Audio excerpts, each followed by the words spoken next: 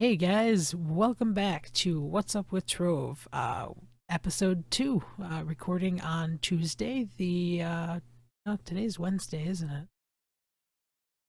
No, it's Tuesday, okay, so it is Tuesday, the 10th, of March, yeah, March, Tuesday, March 3rd, and this is episode 2 of What's Up with Trove. Before we get into the actual nitty gritty of the podcast, which is Trove, and that's what we're here to talk about, is I want to go over a little bit about the podcast per se. I guess some news on the podcast is, if you haven't already noticed, I changed around my recording area. New backdrop, which is white for now. We're gonna change a little bit, hang up some posters and whatnot there. But and also the camera, it's changed a wee bit. It's no longer right in front of me, looking up. We're looking down. We're going to try that this week and see how that goes. Let me know what you guys think of the new camera position. And I think that's it. I feel like I'm forgetting something. Oh wait, this thing right in front of me, my microphone, came in the mail today. Very, very excited to record with it, and I think it sounds great. Let me know what you guys think. It's definitely a big improvement to this thing on this side, this thing on my head. If you're watching the video, that is terrible radio.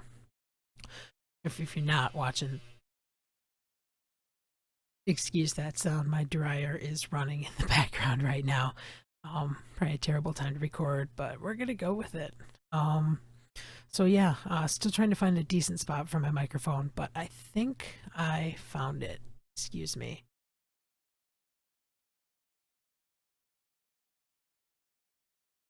All right, excuse me for that. I probably should have cleared my throat before I started recording.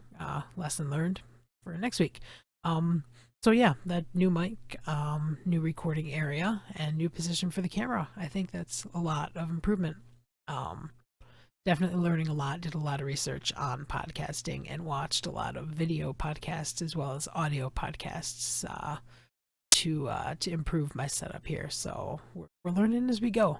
Um, so in terms of Trove, last week I did forget a little bit about the patch notes, such as the hub was changed from the winter theme to the spring theme. I didn't even notice until I read the patch notes and actually stopped because I don't really hang out in the hub as much as I probably should. So the hub did change from the winter theme to the spring theme, and it's a bit more summer and attractive for summer. Um, Spring, yeah, spring. Sorry, still getting used to this podcasting thing. Still very, very, very nervous.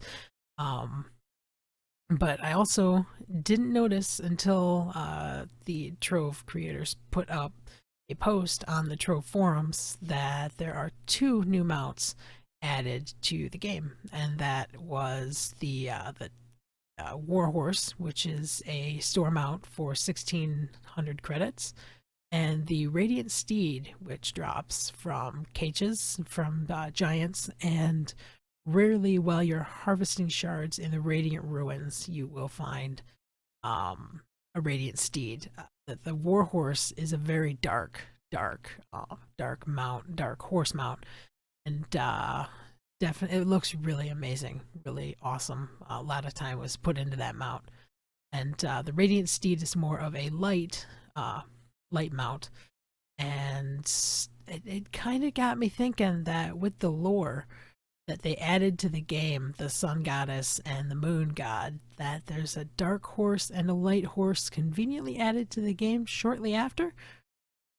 I definitely think that's them improving on the lore a bit more. So those mounts, keep an eye out for them in game. They look really good. I haven't gotten my hands on any of them quite yet. Can't get the Warhorse for sure yet, but hoping to get my hands on the Radiant Steed soon. So that's just covering all the news that I missed from last week.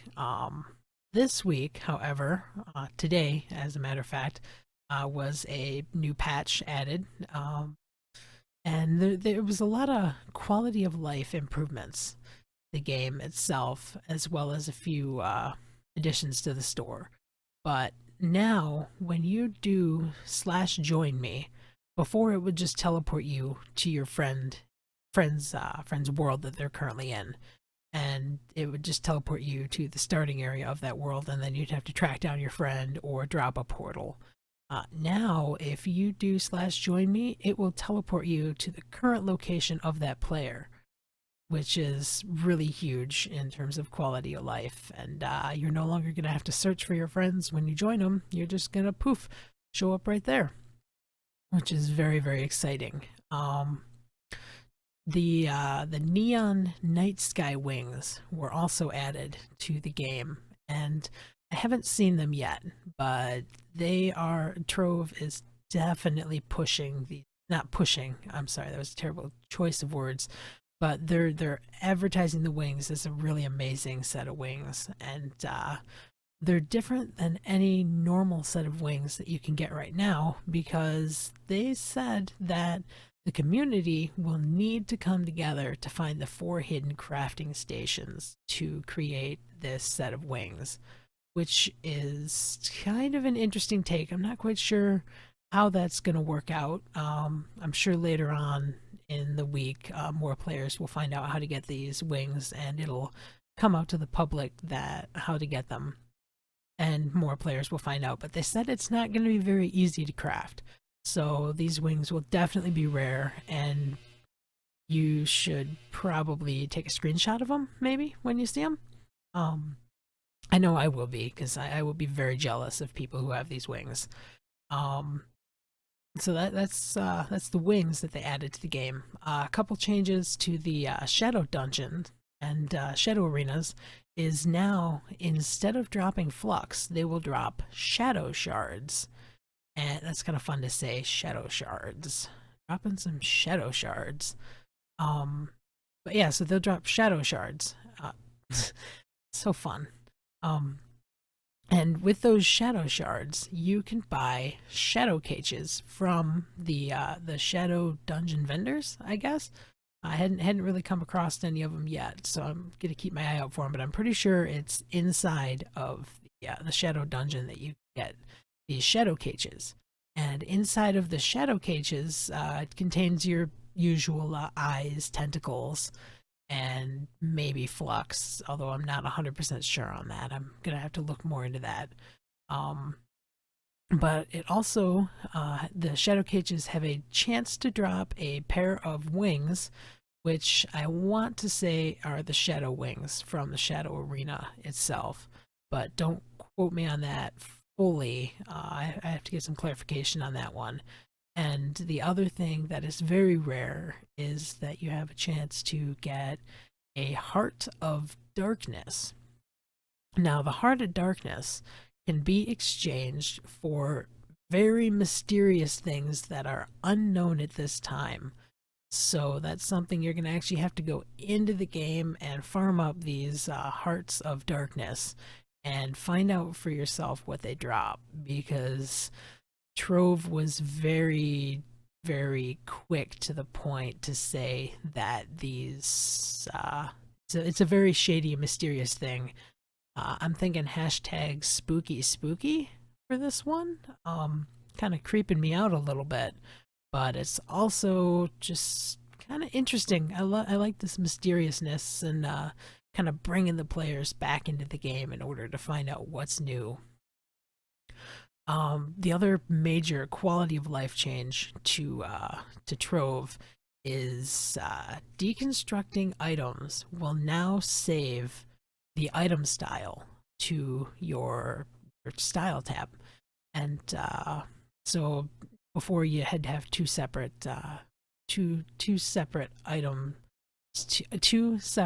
items, excuse me, to save your styles and deconstruct, and you would have to choose whether you wanted to deconstruct or save the style.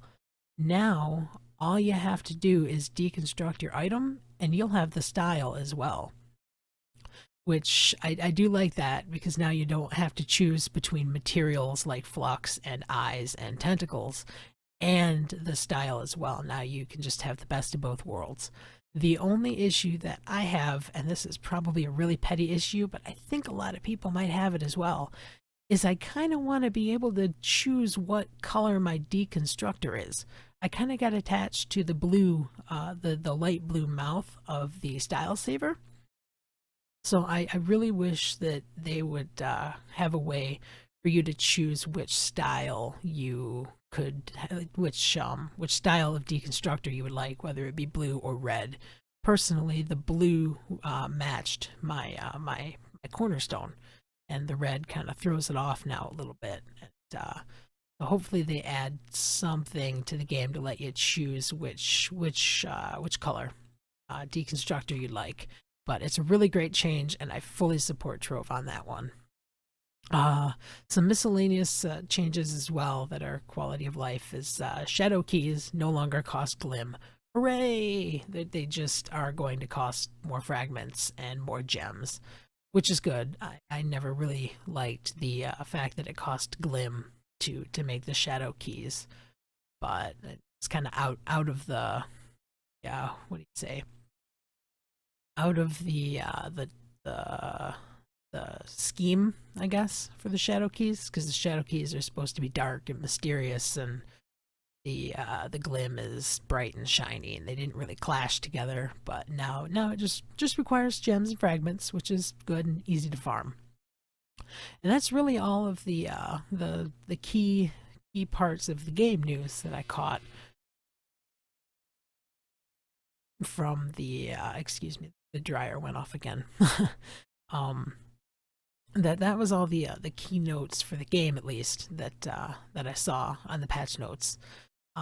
Couple of things added to the store this week is the dance pad that was in the randomized chaos chest last week are now available to buy, and you can purchase those for 1,625 credits. You can also get the Blood Knight skin, which was in the chaos chest last week, and you can also get the Sharpshooter skin this week. Now, what's really interesting about these two skins is the Blood Knight costs the normal 1,250 credits, but the Sharpshooter skin costs 1,500. Now, all of the other skins cost 1,250 credits. What is so special about the Sharpshooter skin besides the fact that it's for the newest class? Definitely think they should lower the price of the Sharpshooter skin to match the rest of the skin prices. That's just my opinion. Just my opinion. I'm sure next week it'll go down in price with the age of the skin, and there'll probably be another new skin or a new mount that makes it new, pretty shiny, and then they'll probably lower the price. But as of this week, it's 1,500, so it's 250 credits more than the rest. They also randomized the chaos chests again, so this seems like it's a weekly thing that they're going to be doing, is sort of a preview, quote unquote, of the of what's to come in the future. Hopefully they don't include classes in chaos chest. That's just my opinion. But that's on a off-topic note. They did add the Pemborg, which is a Robo Corgi. I haven't seen it, but it sounds adorable, and of course I'm gonna really want it, and I'm sure it's gonna cost a lot of materials to get. I'm probably gonna cost the Pemblock, I think it is.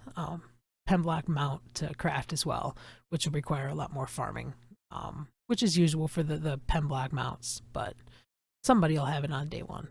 It'll be nice. It'll look good. So that's really it for all of the store news this week. Now, in other news for Trove in mind and video gaming as well, is PAX East happened last week, and I think that was Friday and Saturday.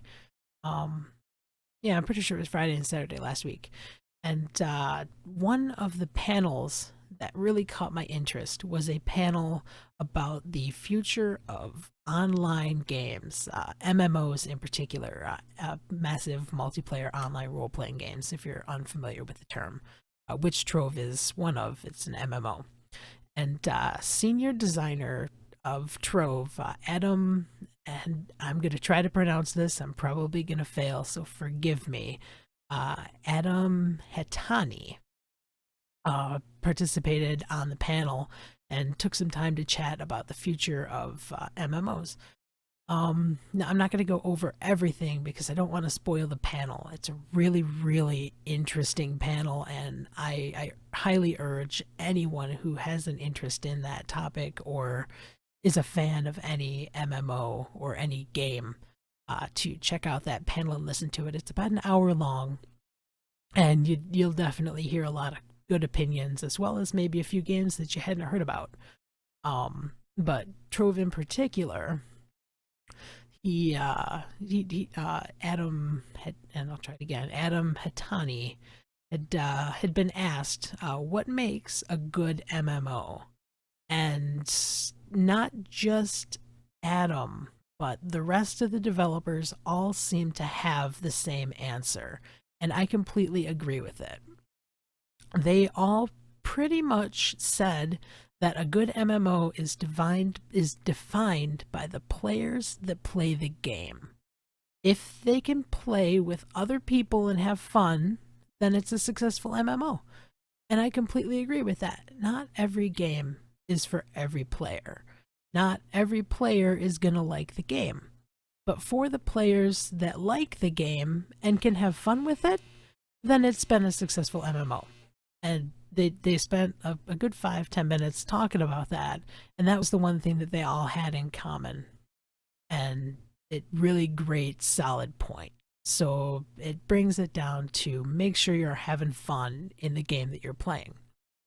Now the other thing that was brought up during the panel is crowdfunding, and pretty much again a lot of the I think most of the developers on the panel pretty much agreed that crowdfunding is 100% a wonderful thing, and it allows you to create an MMO that the players want and not what the publisher thinks that the players want.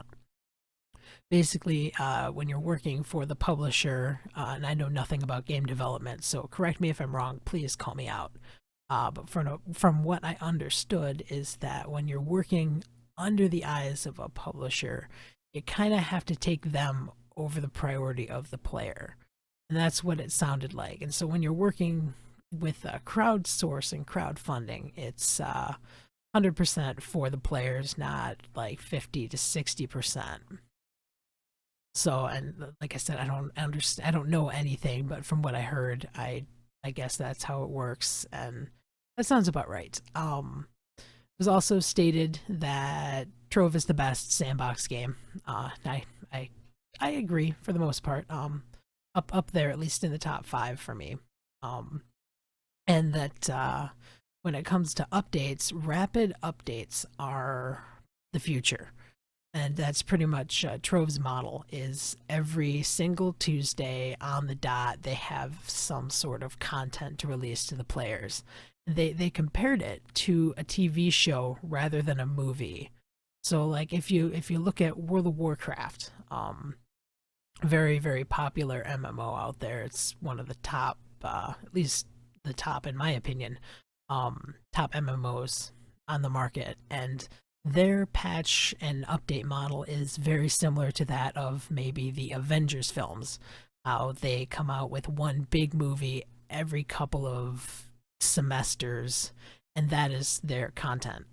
Trove is much like Once Upon a Time, how every week there's a new episode, every week there's new content, and that both of them have their own perks, and I think that the rapid update model is definitely the best for Trove in my opinion.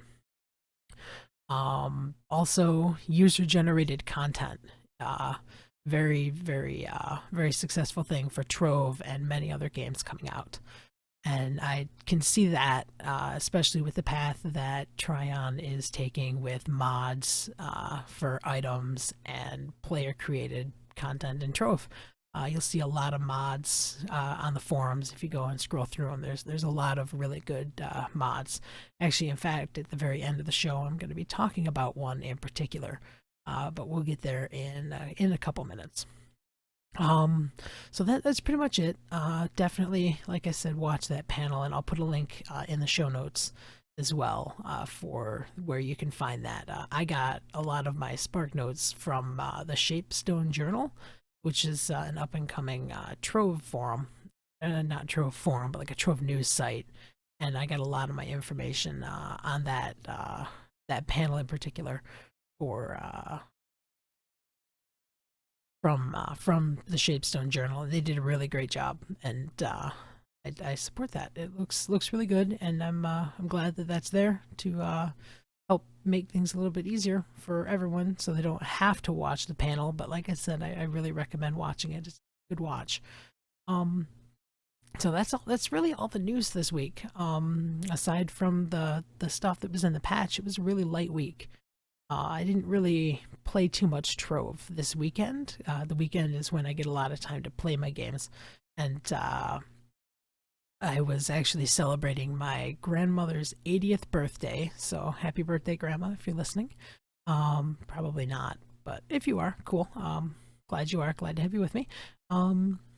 And happy birthday to her. But I was up in Frankenmuth. There's an all-you-can-eat buffet that we went to. They served chicken and mashed potatoes, and just thinking about it makes my mouth water. So that was a lot of fun, but did kind of kept me away from Trove a bit this week. But when I did get to play, I played my Shadow Hunter for a bit. I got a level, but that's really about it. Got some more skins, and that's really all I did in Trove this week. But just because I'm not playing Trove doesn't mean I can't think about Trove. And that makes me sound like I'm obsessed with Trove. I'm not obsessed with Trove, but my mind was running, and I had a really good idea. And that is what I'm going to call banking your daily coins. Now, in Trove, if you don't know, every day you can go into Trove and you have a little experience bar in the top right corner of your screen, unless you're using a special mod to move that. By default, it's up in the top right corner of your screen. And basically, you cap that experience by doing your dungeons, and you earn a certain amount of coins. During the week, like Monday through Friday, I believe it's 500 coins. And then on the weekend, it's double for 1,000 coins. And you can go on the store and buy different mounts and whatnot for those coins, as well as classes and flasks. And maybe fishing stuff in the future, but that's just a rumor. So I had thought of something, and it's kind of genius, and I'm surprised it's not in Trove at the moment. Basically, banking your coins for, say, a 100 coin deduction per day to a cap of 1,500 coins. That would allow somebody to step away from the game for a couple days. Like for me, for example, I was gone Friday night, Saturday night, and most of Sunday. So I missed out on about almost 2,000 coins that I would love to be able to make some of that up, so I don't feel like I'm missing it. So the example that I wrote out, and you can see it in the show notes, is day one, you have the ability to gain 500 coins. If you don't cap your experience bar that day and you miss out, the next day's coins is subtracted by 100. So now you can get a total of 1,200 coins if you cap your experience bar. And it just keeps going down from that, ending at about 1,500 after 5 days. Of course, the cap would have a hard cap, so you couldn't abuse that in any way. But that's just a thought that I had for Trove, and it'd be really cool to have that in there. So I don't feel like I have to play every day, but at the same time, I'm kind of rewarded for getting in there at least a couple times a week. But that was my week in Trove, is thinking and playing my Shadow Hunter. So I mentioned a little bit ago that I want to try a new segment, and I don't know how well it's going to work out. So we're going to try it this week. is I want to talk about a mod that I find on the forums that I like and that I think the listeners of the show and the watchers of the show are going to enjoy as well. So I'm going to try and feature a mod, and I'll have a link in the show notes for where to find the mod and how to find out more information on it, as well as just general overall hype about the mod. So this week is the Vampire Wings mod. Now, I came across this mod a couple days ago, actually, and he had only had the wings at the time. So that's really all I'm going to feature today. But he also has a skin. Actually, he or she, I'm sorry, I'm not quite sure. I'm going to assume by the name of the creator that it's a he. By the way, his name is Mr. Soul on the Trove forums. So they created a set of wings called the Vampire Wings, and pretty much they are a pair of black and red wings that kind of look like the rank 20 wings, but they also have a bat aura to them, and they kind of fly around your character a bit. It's kind of hard to see a visual based on what I'm describing. So I really advise you check out the video, because I'm thinking I'm going to do a video review of the mod as well and clip that to the end of the podcast in video form. But the mod, it looks really great, and so I had the opportunity to talk to him or her and ask if it was all right to talk about it on the podcast, which they said it was pretty good to do that.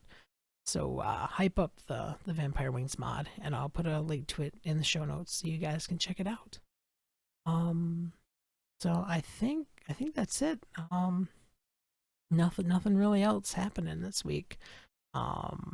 I think it went really well this week. The new microphone worked out really well. It took a little bit to get used to, and wow, the dryer's off now, and it's really quiet down here. It's kind of eerie, creepy.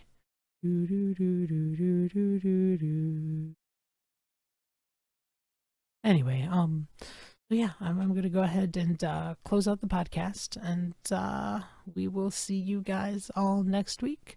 If you're watching the video, make sure you stay after a little bit, because I think I've convinced myself I'm gonna do a video review of the mod, so you guys can see that in its entirety and all of its glory.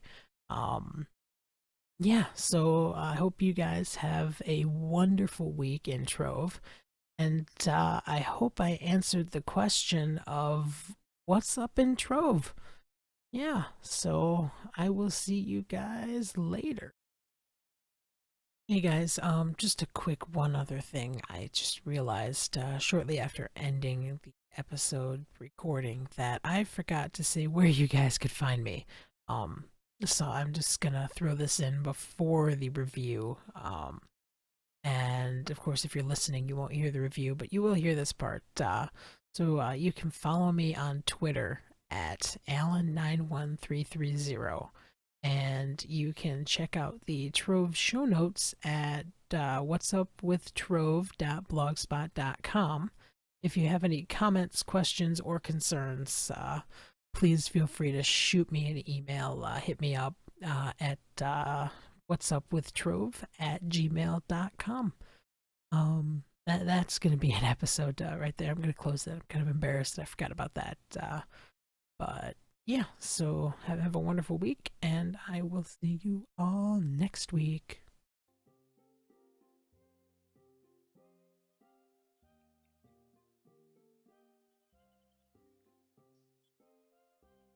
Okay, we're gonna go in 3, 2, 1.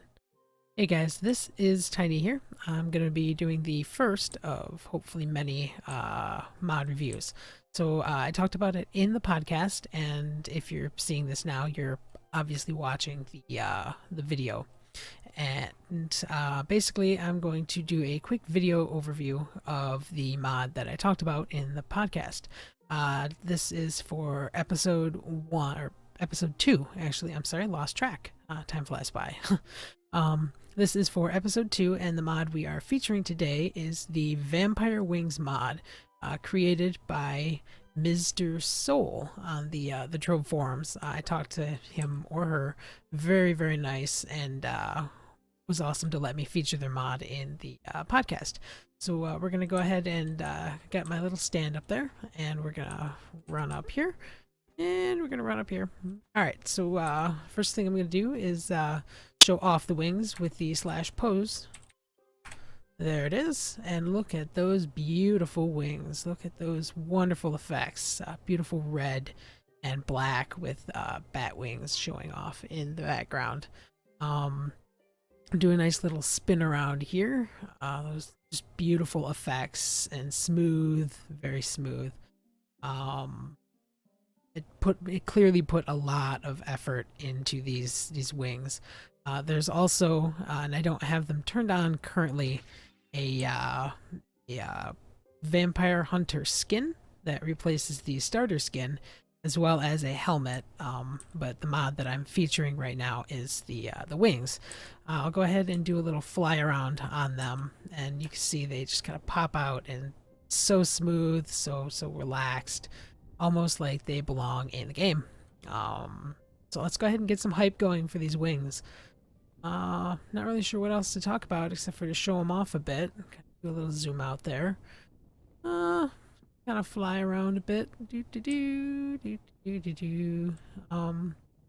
They look really nice, and they're smooth, and they definitely look game worthy quality. Just kind of show off the animations a bit more. Float there. Oh, I don't want to die. So yeah, those that would the Vampire Wings mod. I'll put a link to them in the show notes, as well as the YouTube version of the podcast. So yeah, I think I'm gonna end it there with a nice view of them one more time. Slash pose. There they are from behind. Here. There they are. Yeah, rusty for the first one, but they are. So that is the Vampire Wings mod. Check it out, hype it out, post your screenshots on it on the forums. I believe he's doing a contest for at least the first 50 posts on it will receive a pair of wings. I'm not sure how many he's at, but go check it out and hype. Hashtag hype. At my hands. So half hashtag? Sure, why not? Hashtag, yeah. Hashtag hype for the wings. Hashtag vampire wings. I'm gonna stop talking now because I am definitely screwing up my 4th take of this video. So, ooh, that's better. Slash pose.